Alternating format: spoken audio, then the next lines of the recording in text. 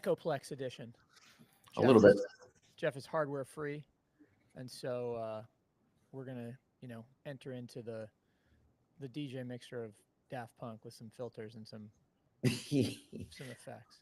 It's always a fun exploration in that space, but no. Exactly. Did you speaking of Daft Punk, you see any special music or any special fun stuff at during the Art Basel Miami Art Week celebrations last week? I honestly want to say, before I get into it, I want to say something, Ben.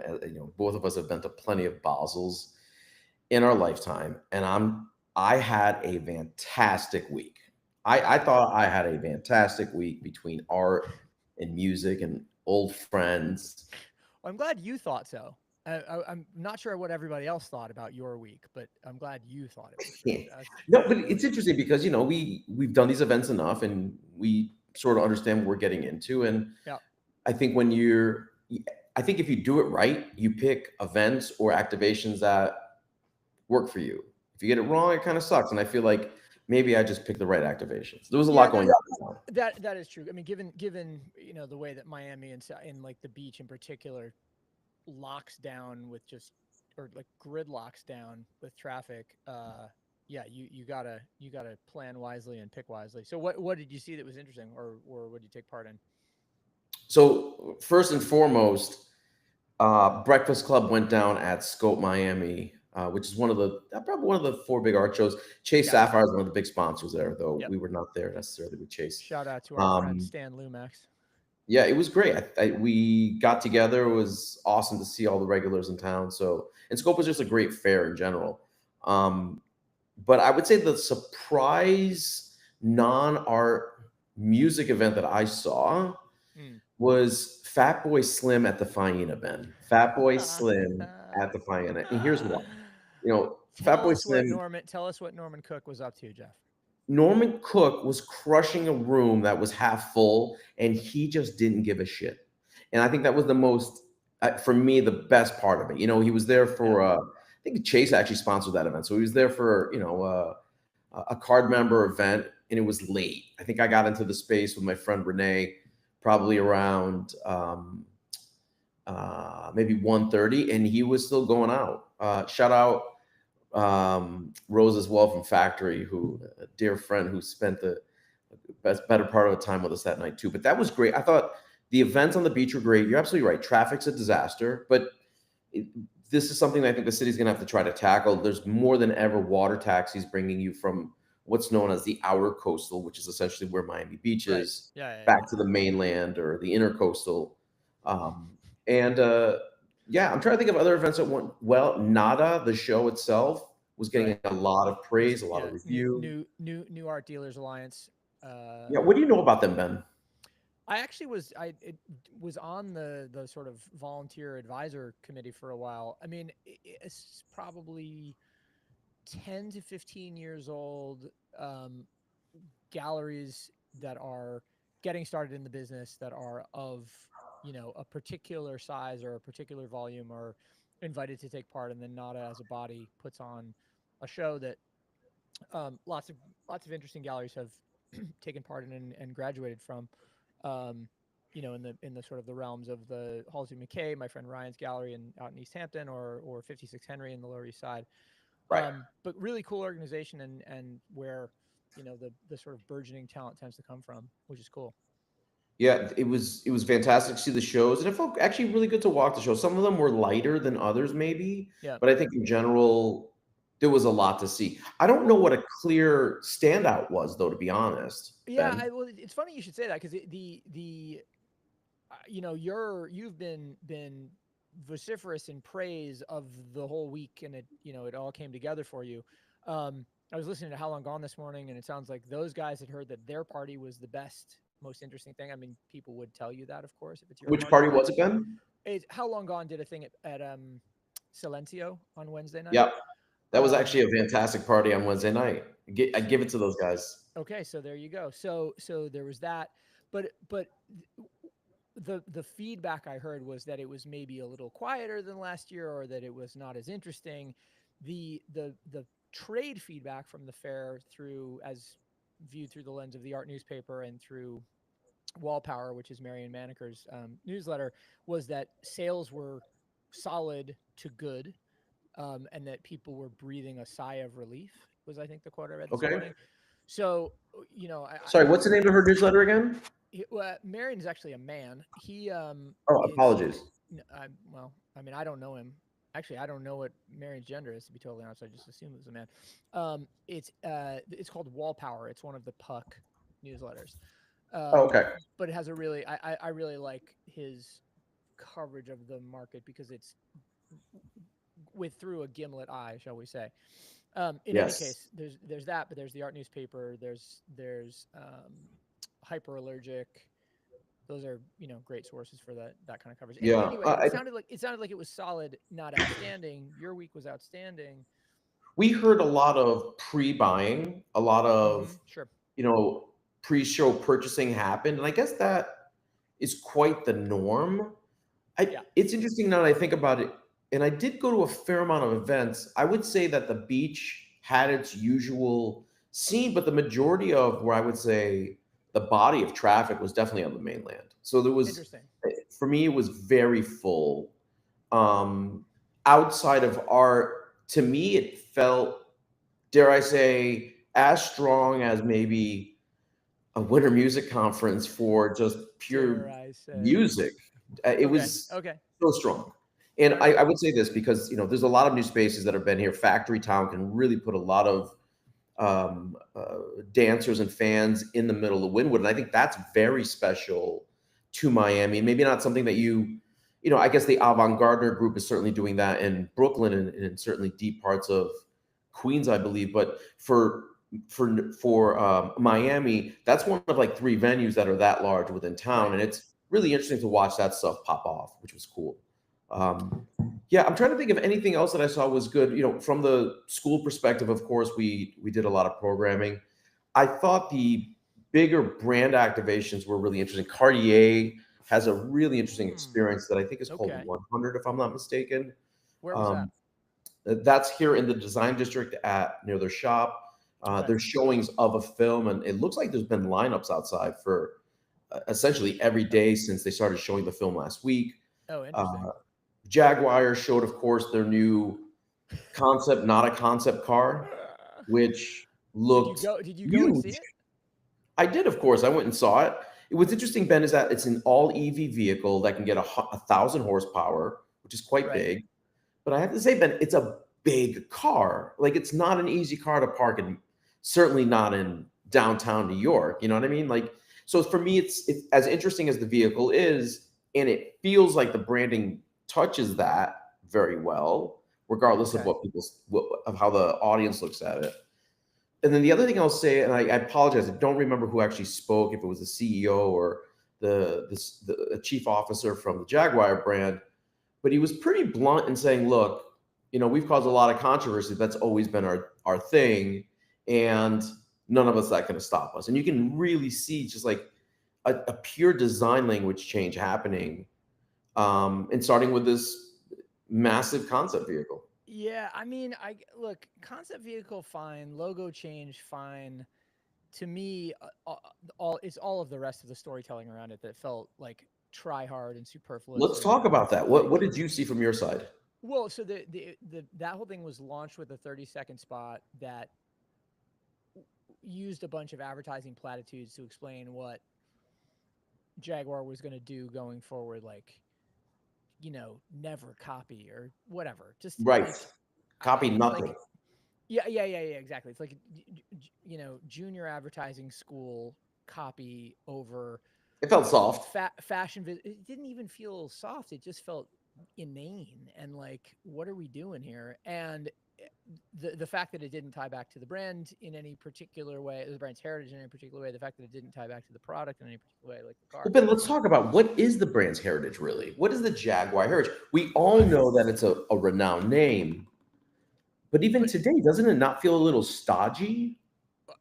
I mean, look, we are of an age where I think you could go either way on it. But first and foremost, it's British motor, British motoring, British luxury, For sure. British motorsport.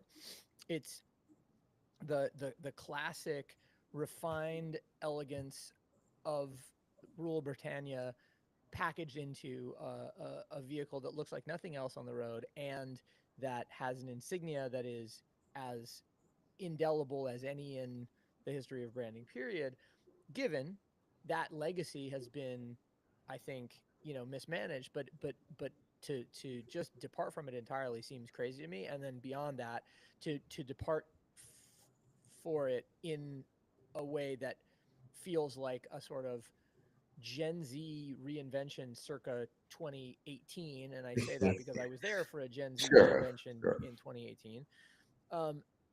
That I mean, A, it just feels bound to fail, and B, it feels like just like of a moment that never existed, much less doesn't exist now. Right. Let's talk So about a few other examples. Like if we okay, can look at, I think Burberry, Riccardo Tisci, to be honest, if I look at an equivalent in the fashion world, and again, like I'm not judging anyone's success here. I'm simply saying when you look at a brand change, go yeah, ahead. but Different thoughts. I mean, I don't know. To me, it's like Tisci with Burberry. At the very least, it's a fashion brand. So if you do fashion things with it, awesome. Like Jaguar's not a fashion brand; it's a car brand. And so the thing that's happening that happened with it just doesn't make any sense. The look, every brand is trying to be a culture brand now, and it's funny. Like JWA, Jonathan Anderson was interviewed in the Financial Times over the weekend talking about Yes. doing the costume design for Queer, the new Luca. I'm gonna mess up his name, but the film from the director of Challengers and others, Luca Guadagnino, something to that effect. Anyway, in it, he said, when I took over Loewe in 2012 or 14 or whenever it was, I wanted to go from being a luxury brand to being a culture brand. He's made that move. He made that move presciently. He made that move successfully, and Loewe, I think, is now thought of in that vein. Every brand wants to do that. I understand why, because everybody looks at Loewe and looks at um, you know Supreme, and everybody looks at Mischief, and everybody looks at all of these others that have become culture brands. The problem is They that it's just chase. like, hmm? I think everyone chases those brands. Oh no, but that's my whole thing. It's like they chase the brand, assuming like we can do that without understanding the foundation that they're, or without regarding the foundation that they're standing upon. And you Sure. know, you take a Yeah. far step too far to the corner of any foundation, and the thing will tip. You know. I feel like Jaguar had nothing to lose in this case, where in my mind they were not in the conversation anyways. Well, I'm sorry. Like yeah. I mean, see, it's funny you should say that, because it's like I love that brand. I love those cars. I'd love to own one at some point. To me, it's a little bit like the way Wokistan felt about Tesla, and maybe still does. Like, I don't think I want to get anywhere near it now, because it's to make a decision post rebrand is like, what are you doing? I mean, it just shows that you stick to your guns when it comes to creative expression, Ben, and that's what's important.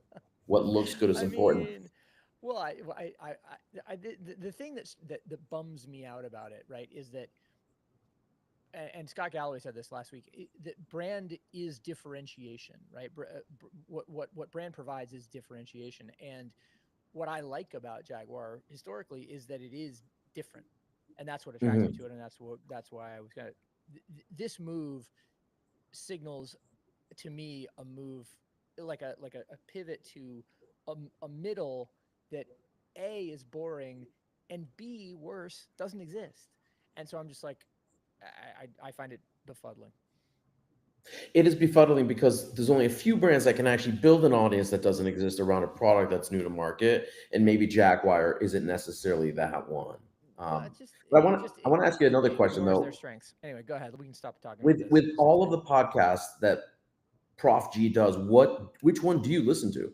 Oh my God, I listened to all of them, and I was just complaining. I was talking What? I was talking to Troy Young, the former CEO at Hearst, the other day, Sure. because How's he he does a doing? podcast with with Brian Morrissey Right. called People versus Algorithms, which I really enjoy. I was listening to it, and I sent, while I was listening to it, I sent Troy a note or a text, and he called me sort of out of the blue, which was cool. But anyway, I was talking to him about it, and I was just, the thing about Scott that kills me is that he's now making so many podcasts that he repeats his stories all the time, Oh. and I'm just, it gets That gets a little rating. quick. Yeah. Note for us, Jeff. When we're doing Culture Club half hour 6 times a week, we got to make sure we don't repeat ourselves. I know. I mean, that's when he gets stale. I think he's also living his best life traveling Oh Europe. yeah, no, and fair fucks. I mean, I love that stuff, and I think his perspective on things is valuable. But it's I can only hear the story about his stockbroker when he was a teenager Right. so many times. Onto bigger and better things, Ben. You were able to experience. He's the biggest. Huh? No, never mind. You were able to experience Luna Luna this week. I was there just around Thanksgiving. Married. What you think? I mean, I love my wife very much. Hopefully, we're gonna stay together. You just got married. That's right. I'm sorry. Congratulations, Ben, on the second matrimony. It was third. It's the third one, but who's technically, it's amazing. Yeah. For those not familiar, of course, Luna Luna was a project put together by. Oh my God, I'm going to kill his name. What's the artist's name? Is it Geller? Am I mistaken? Yeah. See, Jeff, this is why Gerhard, I think it may have been. This is where live doesn't work for us, Ben. We're just not like we were gonna edit this anyway. Andre Heller is his name. Andre Heller. I was close. I said Geller. Was not an artist actually. I guess according to AI Overview, he claims to be an artist, but he was an Austrian, certainly aficionado of art, if not an artist himself. That's right. He had loved amusement parks as a child in Austria, and he wanted to do one that was informed by art. So he came over to New York and tracked down Andy Warhol and got Warhol's participation and went through that, then got a bunch of other people, Kenny Scharf and Basquiat and Lichtenstein, so many, a whole series of others. And so they did this art carnival thing, which lived for a couple of years in Austria and then got shut down and shuttered and put into storage, only to be rescued a couple of years later by a consortium of people, including Drake, which was, it seems to be Drake's largest cultural contribution recently. Yeah. Saving Luna Luna. True. Outside of Stake.com ads. But yeah. Well, by the way, I think it was a really fun experience, and it's cool to see all of that stuff. You can't ride the rides, of course, but you can go in the Liechtenstein Funhouse mirror thing, and then I'm trying to think who the other one. Oh, and then Dali made a geodesic dome. That's right. That is covered in mirrored surfaces, and which is really cool unto itself. And then they've now apparently added neon lights to the bottom of it, so it changes colors and it has kind of like an LED vibe to it. It's really cool. They've kept it pretty original. I think one of the more difficult aspects of putting Luna Luna back together was the actual size, I think, of the Basquiat Ferris wheel, which I think is over 35 feet tall. So they haven't found many venues to be able to show it and express it. And honestly, I had a great time. I went with my kids, and we had a fantastic time. One of the things that actually drew me to it as well, in reading the material before entering, was that they also, within those containers where they rediscovered the carnival itself, were original prints and lithographs from that time. And if you went into the gift store, they were selling an original Lichtenstein. They had, not originals, they were lithographs made for the event. And they had a Keith Haring that I thought was just fantastic. And oh, really? I want to get your take on this. I bought, and they were not cheap. They are original from the time. And for all I know, I probably overpaid for it. But I felt like $900 for an original Haring lithograph felt like a good price. Yeah, I would say so. Others have told me that you could have got a signed Haring lithograph for maybe $1,800 or $2,000. Right. But I may not necessarily.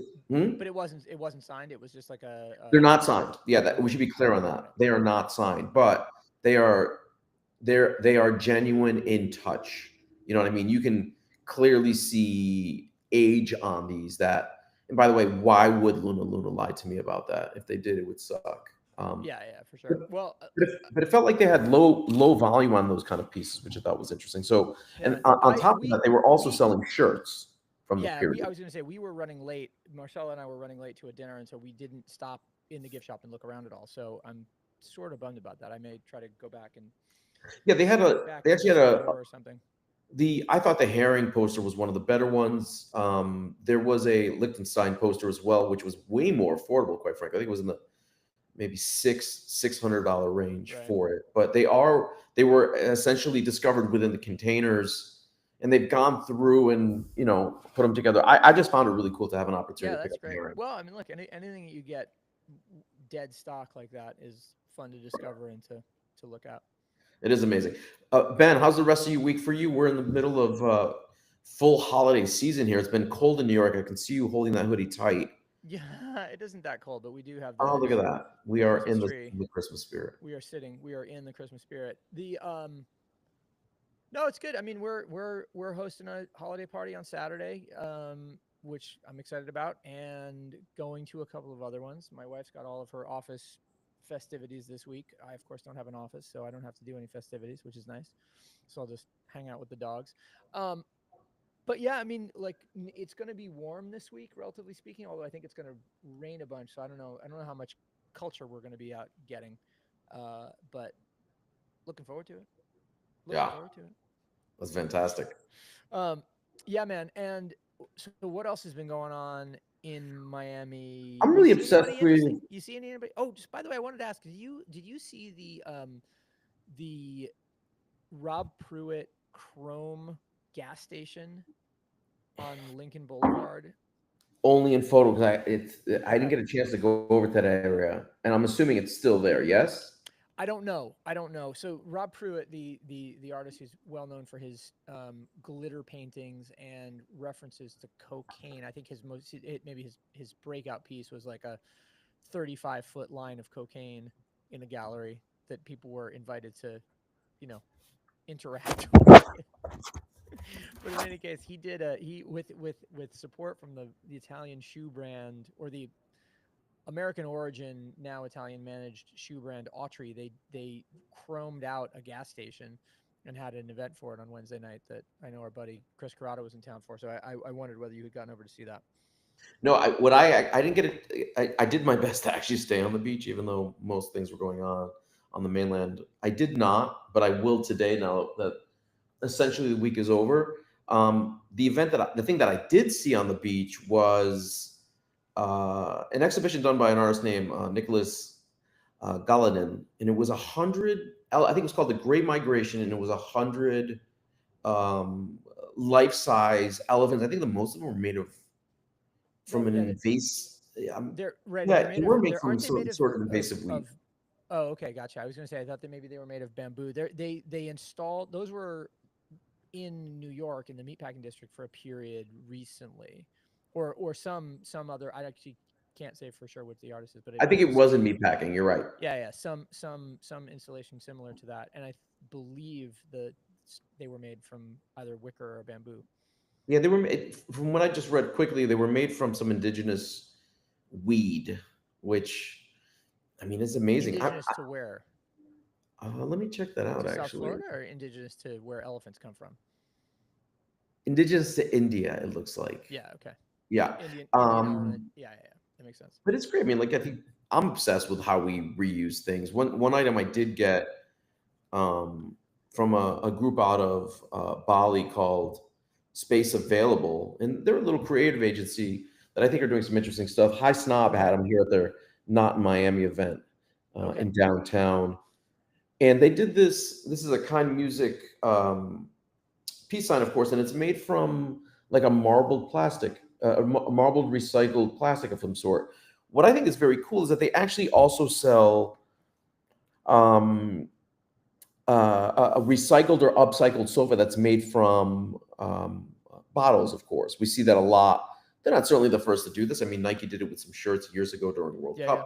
But they've actually made a full-size sofa that's built on a bamboo frame that's covered in a material or textile that's made from plastics. And what I thought was really cool is it takes about 10,000 bottles to make this, but how cool would it be for us to make that thing? Oh no, sorry, for the couch. Oh, okay, gotcha. For the couch. I was like, wow, that's some real hyper concentration. It's in the thousands, of course, but imagine what it would look like to get schools around the world to just collect bottles and trade them in for objects that they need. And I think that to me was something that was interesting to see And it's not necessarily tied to art as much as how we tie it to how we can reuse materials in ways to, I don't know, make new things. Yeah, for sure. We've seen these full size or room size 3D printers that can now output, furniture size objects. To me, that becomes really interesting, right? I'm kind of obsessed with this. We talked about the banana that sold last week, of course, at Sotheby's for, what was it? Oh, I gotta Six? tell you, with fees, it was $6.2 million. The one thing, by the way, I have to tell you this. I went up to Sotheby's recently to pick something up that I won at auction, and I discovered that Sotheby's has a wine shop in their building that gets like all kinds of cool allocations from the special chateaus and Oh shit. the special producers in France. Yeah, because they're not selling, they're not retailing, or they are not generally retailing collections that they get from people who are auctioning their collections, but they sometimes do, right? Like let's say you want to auction your cellar and you've got Yes. however many cases, and some of the cases are desirable and some of the ones aren't. Like the ones that aren't desirable at auction, they'll sell through the store, right? So there's a Got chance it. to get some special stuff that way. And then because of that, they then have relationships with all of these interesting producers, and they just retail stuff. And it's like, they've got what caught my eye when I was there was like there's this rack of, Bordeaux under $20, and I'm like, No shit. that's cool. Yeah. So anyway, And how was it? And plus, oh, I didn't buy any wine that time. I was just there to pick something up. But the I'm going to go back. They do tasting nights every Thursday apparently, so I'm going to go back and do a tasting and get into it. But I just love that idea. It's like what do you get? What do you give friends, family, colleagues, etc.? Bottle of wine in a Sotheby's bag. That's Totally a pretty cool vibe, right? Especially if you're paying $20 for it. Yeah, that's amazing. On a completely different note, from the other side of Sotheby's, Fort Lauderdale hosted Thrift Con this weekend. It was 2 days of interesting 143 different thrifters. Now, Ben, you and I are of course wait, aware okay, of. So hold on a second. What is a thrifter in that definition? Okay, so yeah, talk about that. I'm glad you asked, because I think I also had. I think when I think of a thrifter, it's somebody like me who goes by a flea market or maybe a Goodwill and finds, I don't know, Stone Island, which I have. I found Tom Brown at the Goodwill. I know that sounds insane, but I promise you it's true. And I guess somebody that thrifts is somebody that spends all their time looking, but very specifically for ThriftCon, it's a whole area that is so big and has been, I think, undercovered in the same way that wrestling t-shirts were, but it's people that collect, what I would call the 90s era black t-shirts, oversized. So, an original Jay-Z t-shirt from the Blueprint can sell for, $150 to $400 depending on quality. So to me, the show was very much a vintage t-shirt. People that were into vintage t-shirts, this was the show.